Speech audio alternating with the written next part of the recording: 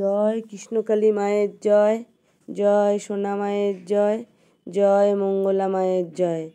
এই বীজ মন্ত্র ঘরে বসে করবেন, মায়ের ফল পাবেন।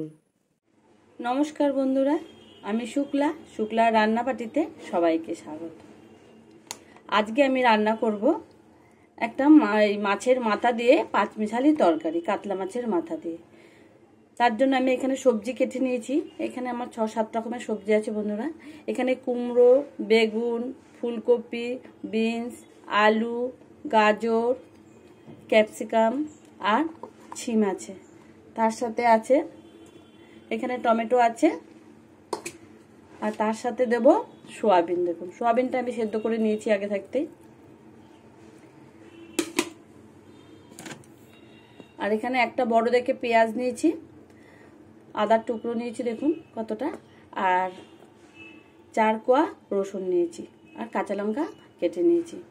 আমি কিভাবে রান্না করছি বন্ধুরা, মাছের মাথাটাই তো দেখাতে ভুলে গেছি। কাতলা মাছের মাথা একদম ভালো করে ধুয়ে পরিষ্কার করে নুন হলুদ মাখিয়ে নিয়েছি দেখুন। এবার আমি কিভাবে রান্না করছি বন্ধুরা, আপনারা দেখতে থাকুন আর সঙ্গে থাকুন। ভালো লাগলে লাইক দিয়ে ভিডিওটা দেখবেন। গ্যাস ধরিয়ে কড়াই বসিয়ে দিয়েছি। আমি দুদিকে দুটো কড়াই বসিয়েছি। আজকে অনেক রান্না করতে আমার দেরি হয়ে গেছে। এদিকেও একটা কড়াই বসিয়ে দিয়েছি। কড়াই গরম হয়ে গেছে, দুটো কড়াই গরম হয়ে গেছে। এবার সর্ষের তেল দিয়ে দেবো। একদিকে মাছের মাথা ভাজবো, আর একদিকে আমি তরকারিটা বসিয়ে দেবো।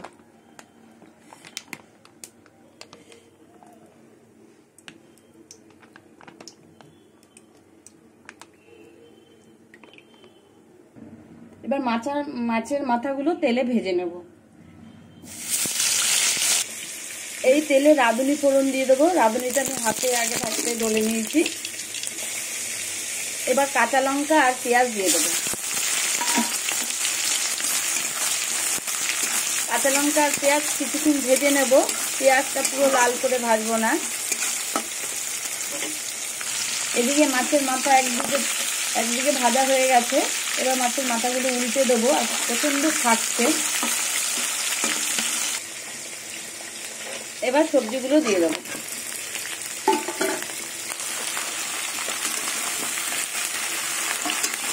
আর সবজিগুলো ঢেকে ঢেকে ভেজে নেব। এবার নুন দিয়ে দেবো পরিমাণ মতো, হলুদটা পরে দেবো। আর নমস্কার বন্ধুরা, সবাই কেমন আছেন? আশা করব সবাই ভালো আছেন, আমিও ভালো আছি। যে যেখান থেকে আমার ভিডিওটা দেখছেন সবাইকে অসংখ্য ধন্যবাদ। সবাই ভালো থাকবেন, সুস্থ থাকবেন। এবার ঢেকে দেবো। মাছের মাথা কড়া করে ভেজে নিয়েছি। তো মাছের মাথাগুলো তুলে নেব। এইভাবে সব মাছের মাথাগুলো ভেজে নেব। এবার এই মাছের মাথা ভেজেছিলাম তেলের মধ্যে, এই তেলে সোয়াবিনগুলো ভেজে নেব।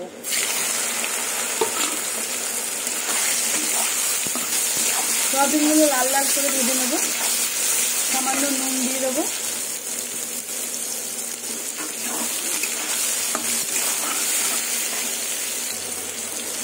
সোয়াবিন ভাজা হয়ে গেছে। এবার সোয়াবিনগুলো তুলে নেব। আর ধনেপাতাটা দেখাতে একদম ভুলে গেছিলাম বন্ধুরা, যে ধনেপাতা দেবো নামানোর আগে।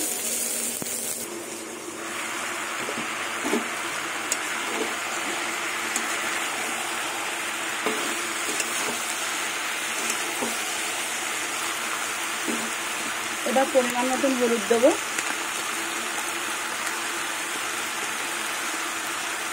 এবার আদা বাটা দেবো। আদা বাটা দিলাম। এবার 4 কোয়া রসুন ছোটো করে নিয়েছি, সেটাও দিয়ে দিলাম। কড়াই হুকিয়ে যাচ্ছে। পুরনো বন্ধুদের অসংখ্য ধন্যবাদ পাশে থাকার জন্য। আর নতুন বন্ধুদের বলবো, ভিডিওর কোনো অংশ দেখতে দেখতে যদি ভালো লেগে যায় সাবস্ক্রাইব করে পাশে থেকে যেতে পারো। পাশের বেল ঘন্টাটা প্রেস করে দিও। যখনই আমি ভিডিও ছাড়বো তখনই তোমাদের কাছে পৌঁছে যাবে।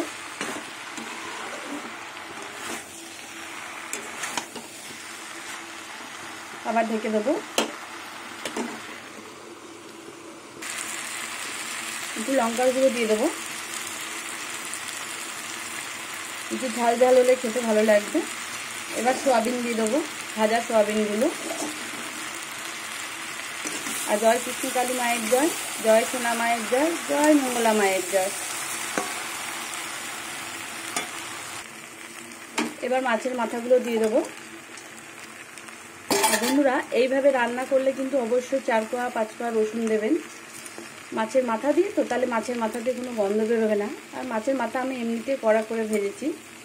আর এই তরকারিটা আমি কোনো জল দেব না, একটু নেড়ে দিলাম। এবার ঢেকে দেব। আর সব কিছু সেদ্ধ হয়ে গেছে, আর কিছুক্ষণ তরকারিটা কষিয়ে নেব, তারপরে আমি ধনেপাতা দিয়ে নামিয়ে নেব। দেখুন তরকারিটা পুরো হয়ে গেছে। এবার আমি ধনেপাতা দেব।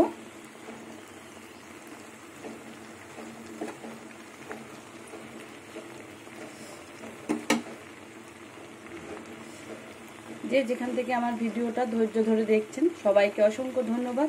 সবাই ভালো থাকবেন, সুস্থ থাকবেন। এবার আমি তরকারিটা কিছুক্ষণ ঢেকে রেখে দেবো এইভাবেই গ্যাসে।